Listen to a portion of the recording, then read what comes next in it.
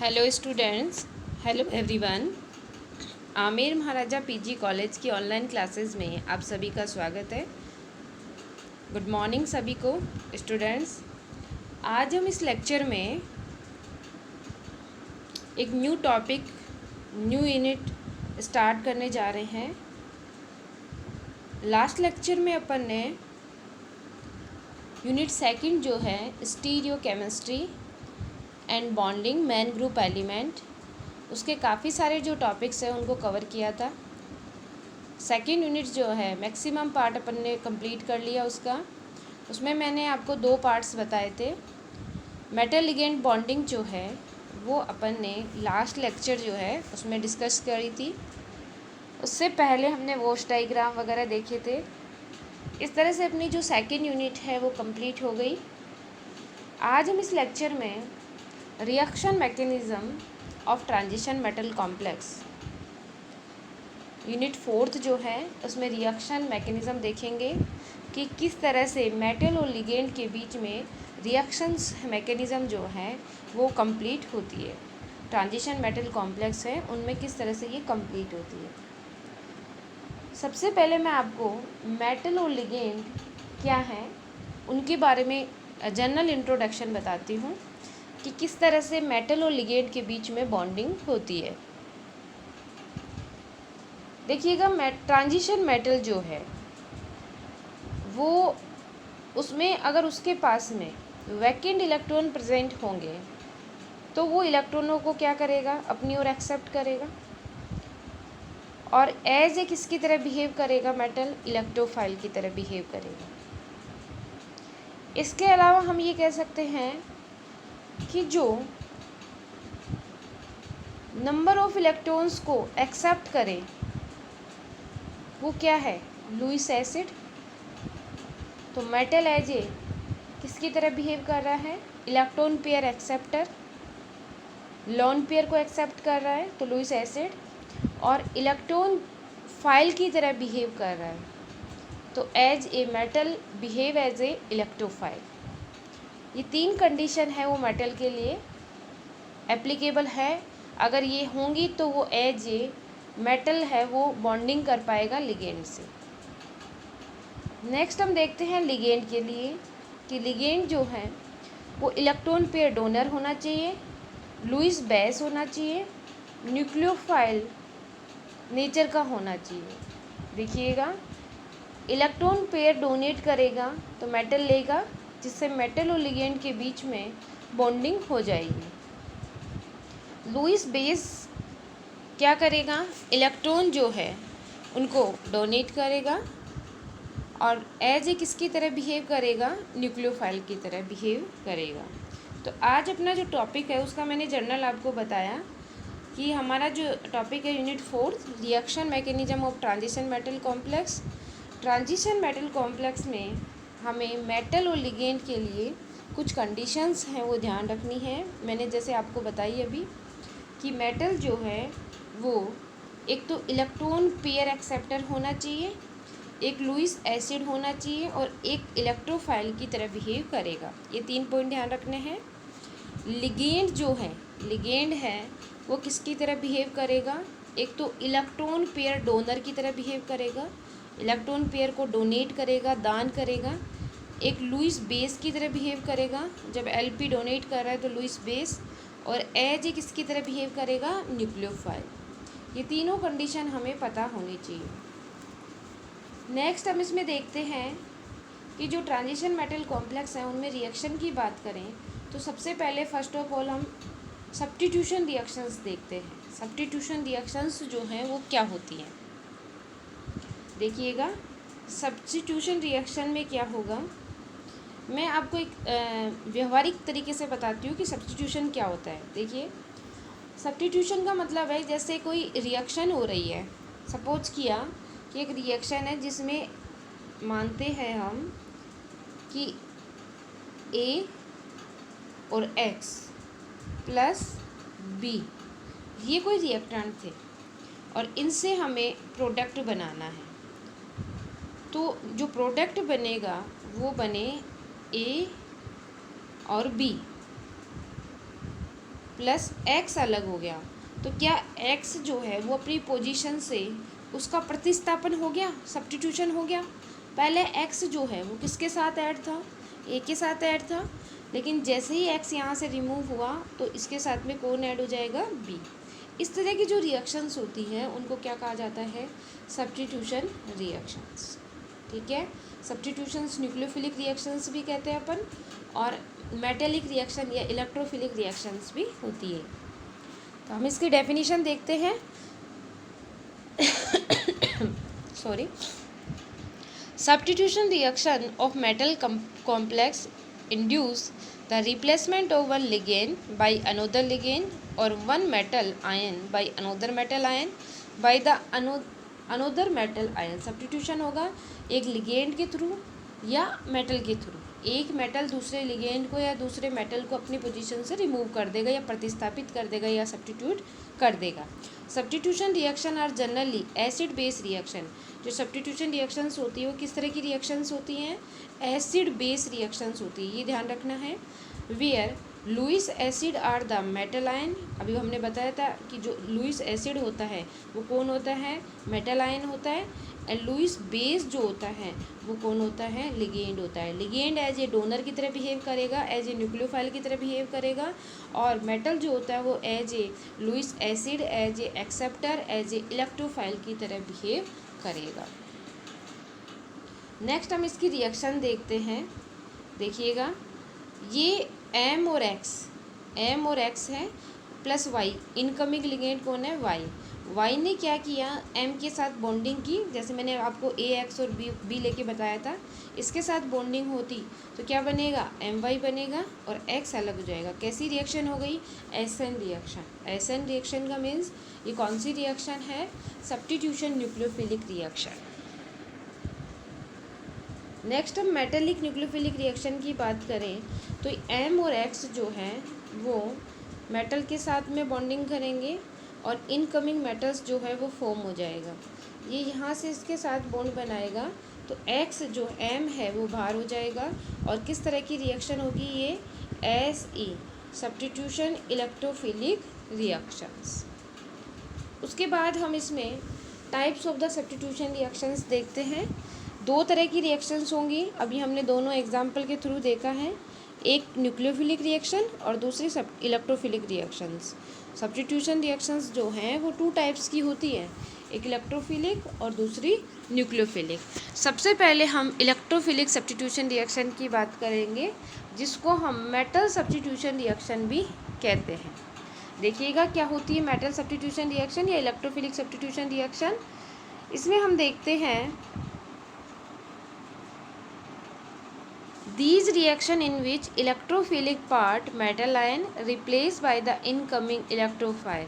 देखिएगा, electrophilic substitution reaction में जो मेटल आयन है वो replace incoming electrophile is known as the S E reaction, substitution electrophilic substitution reaction. क्या कहेंगे कि इसमें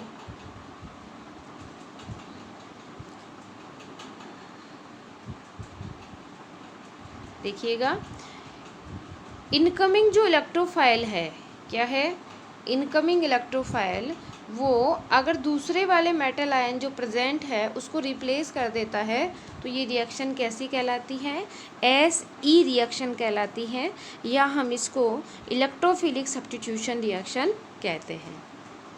उसके बाद देखेंगे, अगर लिगेंड का ट्रांजिशन हो रहा है, ligand of the transition metal complex is replaced by the incoming attacking nucleophile, then such reaction is known as the nucleophilic substitution reaction or ligand substitution reaction. These reactions are mostly common because for the replacement of the ligand from a coordination polyhedra are required only by bond breaking। इसके अंदर सबसे main जो है वो हमें ध्यान रखना है कि न्यूक्लियोफिलिक सब्स्टिट्यूशन अगर रिएक्शन होगी तो उसके अंदर जो लिगेंड है वो इनकमिंग जो लिगेंड है उसका सब्स्टिट्यूशंस हो जाता है रिएक्शन में, और ये जो रिएक्शन होती है वो मोस्टली कॉमन होती है because replacement of ligand from the coordination polyhedra, उसके लिए रिक्वायर्ड ओनली वन बॉन्ड है वो ब्रेक होता है। जैसे हम इसमें एग्जाम्पल की बात करें तो देखिएगा, इलेक्ट्रोफिलिक रिएक्शंस जो हैं उसमें हम एग्जाम्पल की बात करेंगे तो देखिएगा एग्जाम्पल इसका,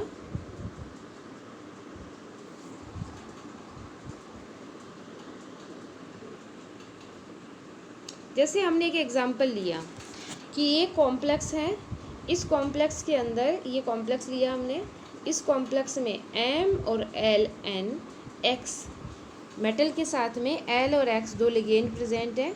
जब Y को हमने इसके साथ अटैक करवाया तो Y जो है वो अंदर चला गया कॉम्प्लेक्स के, और X है वो बाहर आ जाएगा इसकी पोजीशन पे, X है वो इसकी पोजीशन पे आ गया। तो इस तरह से जो Y है वो कॉम्प्लेक्स में आ गया और X बाहर हो गया।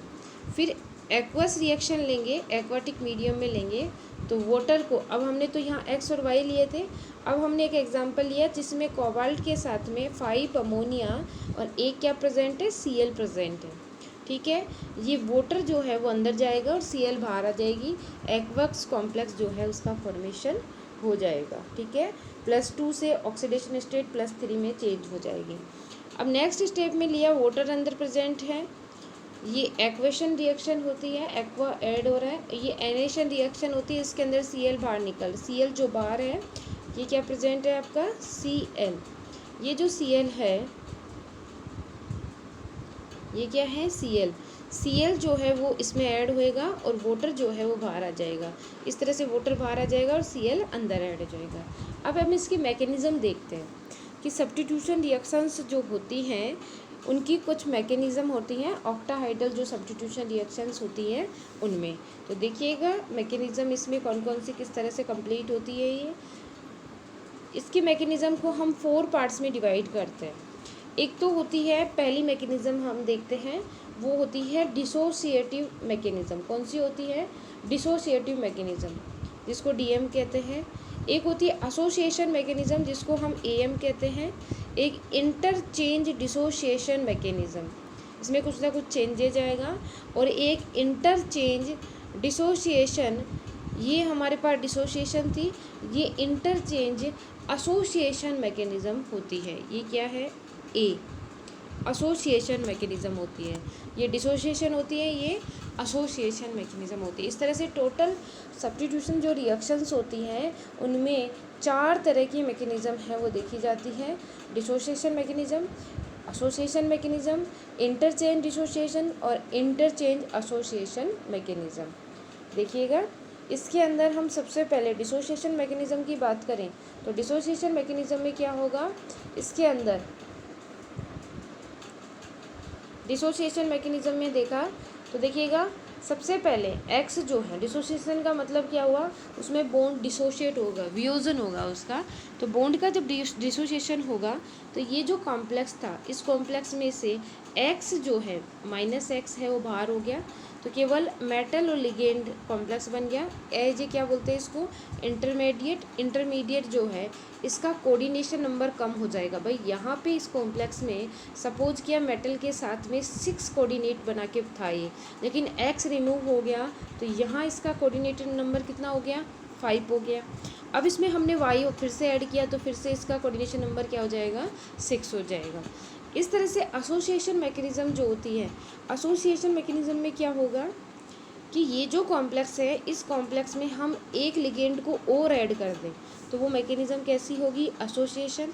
अब एसोसिएशन में जो इंटरमीडिएट बनेगा उसमें जो कोऑर्डिनेशन नंबर है वो बढ़ेगा, क्योंकि इसके अंदर अगर 6 था, हम इसमें एक लिगेंड और ऐड कर रहे हैं तो टोटल नंबर कितना हो जाएगा, इस इंटरमीडिएट के अंदर 7 हो जाएगा, हमने सपोज किया है।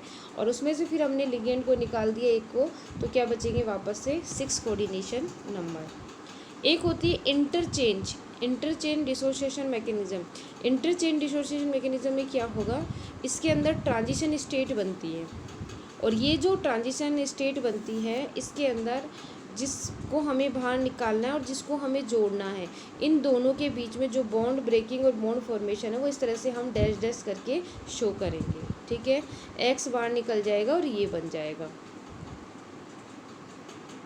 Bond breaking and bond making. Bond breaking जो है वो ज़्यादा होगी as compare to bond making. Association में क्या होगा, बॉन्ड मेकिंग जो होती है वो मोर देन होती है बॉन्ड ब्रेकिंग। एसोसिएशन में बॉन्ड बनना ज़्यादा अच्छे से होगा as compare to bond breaking के, लेकिन डिसोसिएशन में बॉन्ड ब्रेकिंग जो है वो अच्छे से होगा as compare to bond making. इस तरह से हमने 4 डिसोसिएशन, एसोसिएशन, इंटर डिसोसिएशन और इंटर एसोसिएशन जो मैकेनिज़्म है उसको देखा है।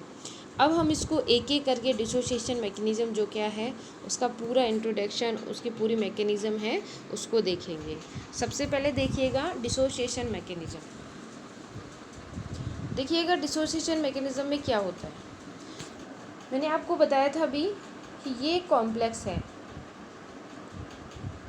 ये कॉम्प्लेक्स है MLNX। इसके अंदर जो इनकमिंग न्यूक्लियोफाइल है वो Y है। इसका कोऑर्डिनेशन नंबर 6 था। अब डिसोसिएशन हो रहा है तो इसका मतलब X बाहर निकलेगा इस वाले कॉम्प्लेक्स से। जब X बाहर निकलेगा तो इसका कोऑर्डिनेशन नंबर क्या होगा, कम हो जाएगा और उस समय इसके अंदर एक ट्रांजिशन स्टेट बनेगी, कुछ समय के लिए बनेगी। उसके बाद इसका फिर से Y का एडिशन होगा, तो Y जो ऐड होगा उसके बाद में इसका कोऑर्डिनेशन नंबर कितना हो जाएगा, 6। Dissociative mechanism involve in the class of the ligand from coordination polyhedra to form a low coordination species.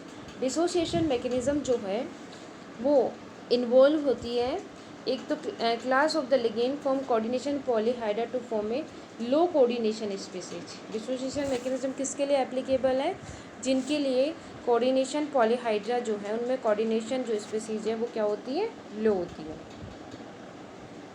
And following by the addition of a new ligand to the intermediate and form the high coordination species। अभी हमने बताया था कि पहले dissociation में क्या होगा, ligand निकलेगा। अगर उसमें इस कॉम्प्लेक्स में से एक लिगेंड को रिमूव कर दिया तो कोऑर्डिनेशन नंबर क्या होगा, डिक्रीज हो जाएगा। कोऑर्डिनेशन नंबर जो है वो डिक्रीज हो गया। उसके बाद में हमने उसमें एक लिगेंड, मान लो एक लिगेंड को फिर से क्या किया, ऐड कर दिया उस लिगेंड को, तो उस समय कोऑर्डिनेशन जो नंबर है वो कोऑर्डिनेशन नंबर क्या हो जाएगा, इंक्रीज हो जाएगा। ठीक है, 2 स्टेप में ये मैकेनिज़्म कंप्लीट होती है। पहले स्टेप की बात करें तो इसके अंदर लिविंग ग्रुप जो है वो बाहर निकलता है। फर्स्ट स्टेप की अगर हम बात करें तो देखिएगा लिविंग ग्रुप जो है वो बाहर निकलेगा और ट्रांजिशन स्टेप है वो बन जाएगी। और ट्रांजिशन स्टेप जो बनेगा, ट्रांजिशन स्टेट जो बन रही है वो स्टेप कैसा होगा, स्लो स्टेप होगा और RDS होगा, रेट डिटरमाइनिंग स्टेप होगा। सबसे पहले यहाँ से इस X को क्या किया, रिमूव किया, तो ये जो कॉम्प्लेक्स बनेगा इसका कोऑर्डिनेशन नंबर क्या है, लो है, और ये क्या है, ट्रांजिशन स्टेट है, इंटरमीडिएट स्टेट है। नेक्स्ट हम देखते हैं कि attach to incoming nucleophile. Second step में क्या होगा कि जो न्यूक्लियोफाइल आ रहा है उसका अटैचमेंट कैसे होगा, attachment of the nucleophile, incoming nucleophile. तो देखिएगा इस न्यूक्लियोफाइल जो है इसका अटैचमेंट होगा। इसका जब अटैचमेंट होगा तो इसके साथ में Y जो है वो बॉन्ड बनाएगा। ये जो स्टेप होता है वो फर्स्ट स्टेप होता है। तो कोऑर्डिनेशन नंबर जितना पहले था उतना ही कोऑर्डिनेशन वापस है वो इंक्रीज हो जाएगा। तो क्या हम यहाँ कह सकते हैं कि कोऑर्डिनेशन नंबर जैसे जैसे डिक्रीज हो रहा था वैसे वैसे ही अगर इनकमिंग न्यूक्लियोफाइल के ऐड होने से कोऑर्डिनेशन नंबर है वो इंक्रीज हो जाएगा। The first step of dissociation mechanism is the bond breaking step. पहला स्टेप में बॉन्ड टूटता है एंड मेटल और लिगेंड के बीच में, और in this step reaction become slow due to this step is the determining step. और इसके अंदर जो रिएक्शन की जो रेट होती है वो कैसी होती है, स्लो होती है। क्यों होती है, क्योंकि ये RDS स्टेप होता है, रेट डिटरमाइनिंग स्टेप होता है।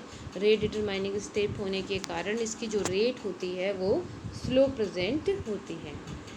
इन this step one reactant molecule lose the one ligand. इस स्टेप में क्या देखा हमने कि एक मॉलिक्यूल के द्वारा, रिएक्टेंट मॉलिक्यूल के द्वारा एक लिगेंड को क्या किया गया है, लूज़ किया गया है वन लिगेंड को, and form the low coordinate intermediate कैसा बना था, low coordinate species. And due to this mechanism in known as the dissociative mechanism and follow the first order kinetics. किसको फॉलो करता है, ये फर्स्ट ऑर्डर काइनेटिक्स को फॉलो करता है। हमें ये ध्यान रखना है कि ऑर्डर क्या होगा, first order kinetics. And the second step की अगर हम बात करें तो देखिएगा, in the second step dissociative mechanism low coordinated intermediate rapidly react with the incoming nucleophile. Second step में अपन क्या करते थे कि इंटरमीडिएट बन गया, लो कोऑर्डिनेट, उसका लो कोऑर्डिनेशन नंबर है, लेकिन वो जैसे ही इनकमिंग न्यूक्लियोफाइल के साथ रिएक्ट करेगा तो वापस से एक अपनी पोजीशन, जितना उसका कोऑर्डिनेशन नंबर था उतने कोऑर्डिनेशन नंबर युक्त कॉम्प्लेक्स का फॉर्मेशन कर लेगा। अब हम इसको एक डायग्रामेटली रिप्रेजेंटेशन करते हैं इसका, कि किस तरह से ये कोऑर्डिनेशन नंबर जो है वो शो कर रहा है। देखिएगा, सबसे पहले ये एक कॉम्प्लेक्स था ऑक्टाहाइड्रल कॉम्प्लेक्स, जिसके अंदर ये ML 5 और X ये कॉम्प्लेक्स था ऑक्टाहाइड्रल। L जो है वो 5 लिगेंड है, एक X लिगेंड है। सबसे पहले स्लो स्टेप हुआ तो X को रिमूव किया। X को जब रिमूव किया तो ये हमारे पास स्क्वायर पैरामिडल जो स्ट्रक्चर है वो बन गई। यहाँ कोऑर्डिनेशन नंबर कितना था 6 और यहाँ कोऑर्डिनेशन नंबर कितना है 5, ठीक है। यहाँ भी ये इस तरह से बन गई। अब इसके अंदर फास्ट स्टेप हुआ तो न्यूक्लियोफाइल आया, न्यूक्लियोफाइल Y था, उसको Y को कहाँ ऐड कर दिया, ये Y जो है वो यहाँ ऐड हो गया। तो कितने हमारे पास वापस से 6 कोऑर्डिनेटेड स्पीसीज बन गई। लेकिन हम अगर इसमें बात करें स्क्वायर पैरामिडल की बात करें तो देखिएगा, स्क्वायर पैरामिडल में क्या होता है। स्क्वायर पैरामिडल में जो है वो कोऑर्डिनेशन नंबर कितना था 5। इसमें रीहाइब्रिडाइजेशन होता है। रीहाइब्रिडाइजेशन होने के कारण स्क्वायर पैरामिडल जो है उसके अंदर तो जो हाइब्रिडाइजेशन होता है, इसका जो हाइब्रिडाइजेशन होगा वो कौन सा है, sp3d हाइब्रिडाइजेशन। कौन सा हाइब्रिडाइजेशन है, sp3d हाइब्रिडाइजेशन है इसके अंदर। और यहाँ क्या है जो है वो dsp3, ये हाइब्रिडाइजेशन है इसके अंदर। dsp3 हाइब्रिडाइजेशन है। इस हाइब्रिडाइजेशन में ही क्या करवाया गया, रीअरेंजमेंट करवाया, जिससे ये जो स्ट्रक्चर है इसका फॉर्मेशन हो गया। नेक्स्ट हम इसमें फिर से रीहाइब्रिडाइजेशन करवाएंगे। तो रीहाइब्रिडाइजेशन जब कराया जाता है इसके अंदर तो देखिएगा वापस से pyramidal square coordinate dsp3 hybridization होगा, फास्ट स्टेप होगी और वापस से Y का है वो एडिशन हो जाएगा। अब ये डिसोशिएटिव जो मैकेनिज़्म होती है उनका हम एनर्जी प्रोफाइल डायग्राम देखते हैं क्या होता है। एनर्जी प्रोफाइल डायग्राम देखेंगे तो देखिएगा, हम जो रिएक्शन प्रोग्रेस कर रही है उस रिएक्शन और पोटेंशियल एनर्जी के बीच में हम जो है वो कर्व है वो ड्रॉ कर रहे हैं। तो इसमें सबसे पहले हमारा जो लिगेंड था कॉम्प्लेक्स था वो था MLNX। सबसे पहले फर्स्ट ट्रांजिशन स्टेट बनेगी।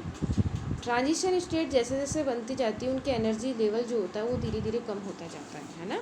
तो ये हमें ध्यान रखना है स्टूडेंट्स कि जैसे जैसे ट्रांजिशन स्टेट इंक्रीज़ होंगी तो उनका जो एनर्जी लेवल है वो भी क्या होता जाएगा, डिक्रीज़ होता जाएगा।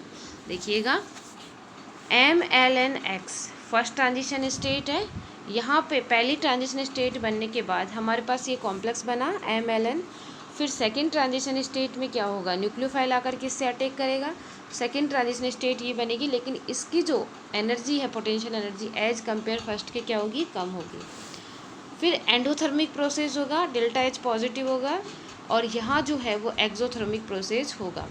देखिएगा जो प्रोडक्ट बन रहा है वो एक्सोथर्मिक होगा। क्यों, क्योंकि रिएक्टेंट जो है वो प्रोडक्ट में से जब हम माइनस करेंगे, reactant minus product minus reactant, तो पोटेंशियल एनर्जी का जो डिफरेंस आएगा वो पोटेंशियल एनर्जी रिएक्टेंट की ज़्यादा है, प्रोडक्ट की कम है। तो ये प्रोसेस कैसा हो जाएगा, एक्सोथर्मिक। और ये जो प्रोसेस है वो कैसा होगा, एंडोथर्मिक। इस तरह से हम पोटेंशियल एनर्जी और एनर्जी प्रोफाइल डायग्राम है वो किसके लिए, डिसोशिएटिव मैकेनिज्म के लिए देखते हैं। अगर एक से ज़्यादा ट्रांजिशन स्टेट बन रही हैं तो उस समय इनका जो बनता है वो इस तरह से बनेगा। देखिएगा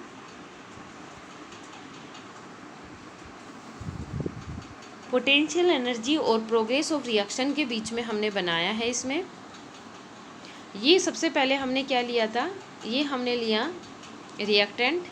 फर्स्ट ट्रांजिशन स्टेट में X जो है वो बॉन्ड ब्रेकिंग स्टेप स्टार्ट हो रहा है। फिर इसके अंदर ये क्या बनेगा अपने पास MLN ये हमारे पास बन जाएगी ट्रांजिशन स्टेट। ट्रांजिशन स्टेट जो है उसके बाद सेकंड ट्रांजिशन स्टेट बनेगी। देखिएगा, सेकंड ट्रांजिशन स्टेट के बाद में ये बनेगी टीबीपी स्ट्रक्चर, फिर थर्ड ट्रांजिशन स्टेट, फिर क्या बनेगी, फिर से एमएल, फिर वापस से ट्रांजिशन स्टेट होगी, फोर्थ ट्रांजिशन स्टेट, तो वाई है वो ऐड हो जाएगा।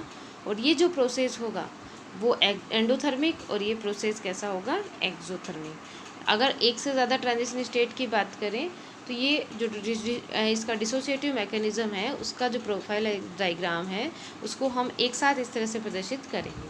पहली ट्रांजिशन स्टेट, फिर सेकंड ट्रांजिशन स्टेट, फिर थर्ड ट्रांजिशन स्टेट, और उसके बाद में ये बन जाएगा। देखो हमने यहाँ पे ली थी, इसमें ये लिया था हमने पहली transition state, second transition state, third transition state, इसको भी हमने ट्रांजिशन स्टेट माना था। और उसके बाद हमने जो प्रोडक्ट है वो बनाया था, तो इसमें भी हमने इसी तरह से सभी को इंक्लूड किया है।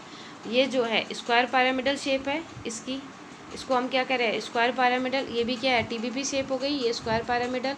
और उसके बाद ट्रांजिशन स्टेट लास्ट वाली बनती है जिससे कि प्रोडक्ट का फॉर्मेशन हो जाता है। ठीक है, जो पीछे हमने डायग्रामेट्री की बनाया है ना, उसी को हमने एक कर्व फॉर्म में रिप्रेजेंट कर दिया कि एनर्जी किस तरह से चेंज हो रही है जैसे जैसे रिएक्शन बढ़ रही है। उसके बाद हम देखते हैं kinetics of the dissociative mechanism. Kinetics क्या होती है, the dissociative mechanism occur in the following step. कुछ स्टेप हैं इसके जिनमें होती है। देखिएगा, फर्स्ट स्टेप में हमने देखा था कि एक्स रिमूव होगा और स्लो स्टेप होता है, और अगर एक्स वापस ऐड हो जाएगा तो ये K2 होगा, रिवर्सिबल प्रोसेस होगा। ठीक है, इसके लिए जो रेट होगी वो क्या होगी, रेट कांस्टेंट जो है वो हम K1 लेंगे, ये क्या है K2। उसके बाद सेकंड स्टेप में वाई ऐड होगा, उसके लिए क्या यूज़ किया है K3। ये कैसी रिएक्शन होगी, फास्ट रिएक्शन होगी। In dissociative mechanism the product are form in the second step, so rate order of reaction, rate determining जो है ऑर्डर है वो किस पे डिपेंड करेगा, स्टेप सेकंड पे डिपेंड करेगा। सेकंड स्टेप जो है उस पर डिपेंड करेगा। प्रोडक्ट फॉर्मेशन की रेट तो उसी पे डिपेंड करेगी क्योंकि प्रोडक्ट जो है वो इसी में बन रहा है भाई। जो फास्ट रिएक्शन है उसी में हमारा प्रोडक्ट बन रहा है, तो जो रेट है वो प्रोडक्ट फॉर्मेशन जो है वो उस पर डिपेंड करेगी, तो इस पर डायरेक्टली प्रोपोर्शनल होगी। और ये जो है वो किस पे डिपेंड कर रहा है, K3 पे, तो इसको हमने इक्वेशन नंबर फर्स्ट दे दिया।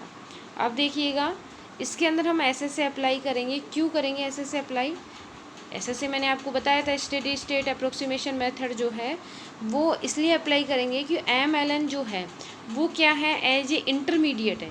एज ए किसकी तरह बिहेव कर रहा है, इंटरमीडिएट की तरह बिहेव कर रहा है। तो हमें रेट डिटरमाइनिंग जो स्टेप होता है उसमें इंटरमीडिएट को इंक्लूड नहीं करना होता।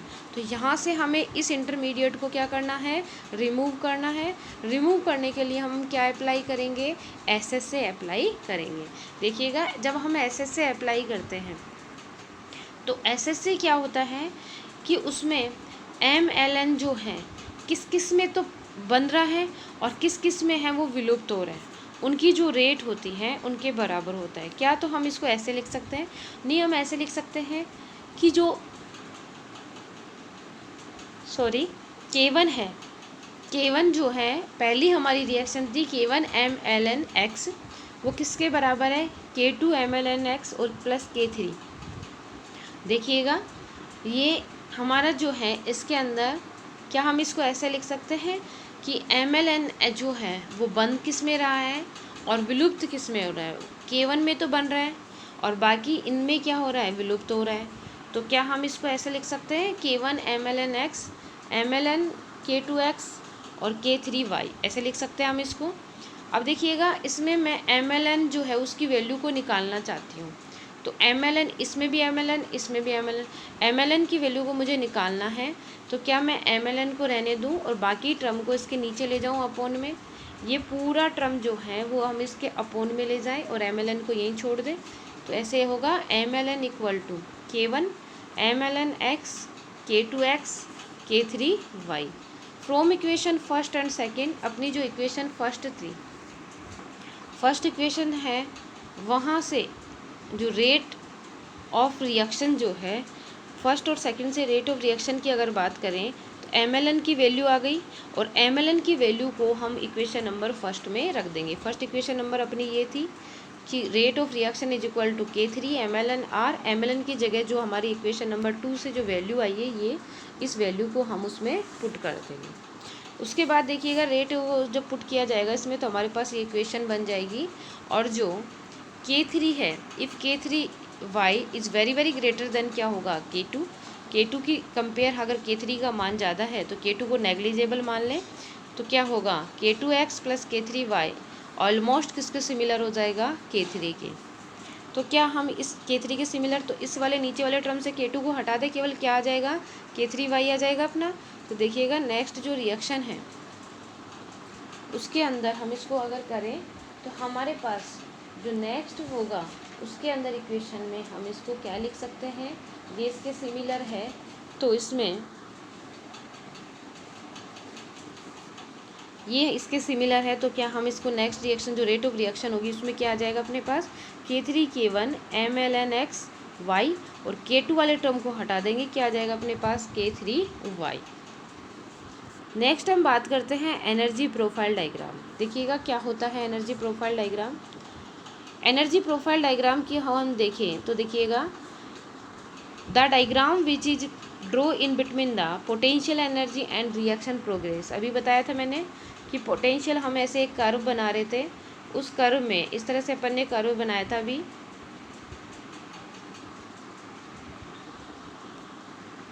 इस तरह से अभी अपन ने कर्व बनाया था, ये कर्व था, इसमें हमने इधर पोटेंशियल एनर्जी ली थी और इधर जो है ये पोटेंशियल, इधर हमने रिएक्शन प्रोग्रेस ली थी। ठीक है, इनके बीच में जो कर्व ड्रॉ किया जाता है उसे क्या कहते हैं, energy profile diagram. Reaction coordination is known as the reaction profile diagram. MlNX plus y जो है उसको ऐड किया तो ये जो y है वो यहाँ आ जाएगा और x जो है वो बाहर निकल जाएगा। यहाँ क्या होगा, बॉन्ड ब्रेक होगा, बॉन्ड ब्रेक होगा तो एनर्जी रिक्वायर्ड होगी, और यहाँ बॉन्ड फॉर्म होगा तो एनर्जी क्या होगी, रिलीज होगी। यहाँ एनर्जी एब्जॉर्ब्ड होगी और यहाँ एनर्जी जो है वो क्या होगी, एमिशन होगी, एनर्जी का रिलीशन होगा। तो जब हम इसका एनर्जी प्रोफाइल डायग्राम देखते हैं तो इसमें देखते हैं delta H equal to summation HP minus summation HR। P क्या है, प्रोडक्ट की जो है एंथैल्पी माइनस रिएक्टेंट की एंथैल्पी। अगर प्रोडक्ट की ज़्यादा है रिएक्टेंट की कम है तो क्या हम इसको ऐसे लिखेंगे कि हमारा जो ओवरऑल रिजल्ट है वो कैसा आएगा, पॉजिटिव आएगा। प्रोडक्ट माइनस रिएक्टेंट करेंगे तो रिजल्ट कैसा होगा, पॉजिटिव होगा। रिएक्शन कैसी होगी, एंडोथर्मिक। लेकिन अगर प्रोडक्ट माइनस रिएक्टेंट करें और उस ड्यूरेशन रिएक्टेंट की ज़्यादा है, इधर देखो प्रोडक्ट की ज़्यादा थी, इधर देखिए रिएक्टेंट की ज़्यादा है, तो डेल्टा H जो है वो कैसा आएगा, नेगेटिव। रिएक्शन कैसी होगी, एक्सोथर्मिक। ठीक है, that is reactant more energy absorb और the release low energy of the product. तो रिजल्ट कैसा आएगा अपना, प्रोडक्ट जो है प्रोडक्ट माइनस रिएक्टेंट, तो रिएक्शन कैसी होगी, एंडोथर्मिक। लेकिन जब प्रोडक्ट माइनस रिएक्टेंट करेंगे और रिएक्टेंट जो है वो लो एनर्जी एब्जॉर्ब करता है और release the more energy of the product, उस ड्यूरेशन में जो रिजल्ट आएगा वो कैसा आएगा, नेगेटिव। रिएक्शन कैसी होगी, एक्सोथर्मिक। ये हमें ध्यान रखना है। हम अब इसका एनर्जी प्रोफाइल डायग्राम बनाते हैं एक्सोथर्मिक रिएक्शन का। देखिएगा एक्सोथर्मिक रिएक्शन में क्या होता है, तो ए और बी सी ए और बी सी एक रिएक्टेंट है, जिनमें ट्रांजिशन स्टेट जो है वो बन रही है ए बी और सी। ठीक है, A B C transition state बन रही है और प्रोडक्ट अपना बनेगा A B plus C. Transition state बनेगी, पोटेंशियल एनर्जी और रिएक्शन प्रोसेस के बीच में हमने रिएक्टेंट वो ड्रॉ किया। तो देखिएगा ये जो कर्व है, ये कर्व इस तरह से बन रहा है, ये पहले ऊपर जा रहा है फिर धीरे धीरे नीचे आ रहा है, इस तरह से ये कर्व बन रहा है। यहाँ पे ये जो गैप है, ये गैप किसको शो कर रहा है, ये गैप शो कर रहा है एक्टिवेशन एनर्जी को, ई को, जिसको हम एक्टिवेशन एनर्जी कहते हैं। ये हमने क्या लिया था, रिएक्टेंट, और ये जो बन रहा है यहाँ पे ए बी सी, ये क्या बन रहा है, प्रोडक्ट। तो रिएक्टेंट और प्रोडक्ट के बीच का अगर डिफरेंस देखें तो रिएक्टेंट की ज़्यादा है, प्रोडक्ट की कम है। रिएक्टेंट की एनर्जी ज़्यादा है, प्रोडक्ट की कम है, तो जो डेल्टा H है वो क्या है, इक्वल टू प्रोडक्ट माइनस क्या करते हैं अपन, रिएक्टेंट। रिएक्टेंट की ज़्यादा है तो रिजल्ट कैसा आएगा, नेगेटिव। ये हमें ध्यान रखना है। एनर्जी प्रोफाइल डायग्राम किसके लिए? एक्जोथर्मिक के लिए। एक्जोथर्मिक के लिए रिएक्टेंट की एनर्जी ज़्यादा होती है, प्रोडक्ट की एनर्जी कम होती है। सच रिएक्शन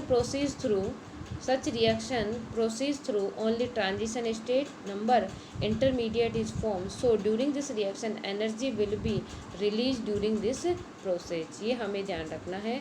इसका हम एनर्जी प्रोफाइल डायग्राम देखते हैं तो ये एनर्जी प्रोफाइल डायग्राम जो है वो इस तरह से बनेगा। पोटेंशियल एनर्जी और प्रोग्रेस ऑफ रिएक्शन के बीच में बनाएंगे तो फर्स्ट ट्रांजिशन स्टेट, उसके बाद सेकेंड ट्रांजिशन स्टेट, इसके बीच का जो एनर्जी गैप होगा उसको हम क्या कहेंगे? ई ए। ये जो एनर्जी गैप है ई ए है, ये E2 है प्रोडक्ट और इसके बीच का। और ये ओवरऑल रिजल्ट देखें तो रिजल्ट कैसा होगा? नेगेटिव। क्यों होगा? क्योंकि डेल्टा H इक्वल टू हम निकालते हैं HP माइनस क्या होता है? HR। HP माइनस क्या होता है? HR।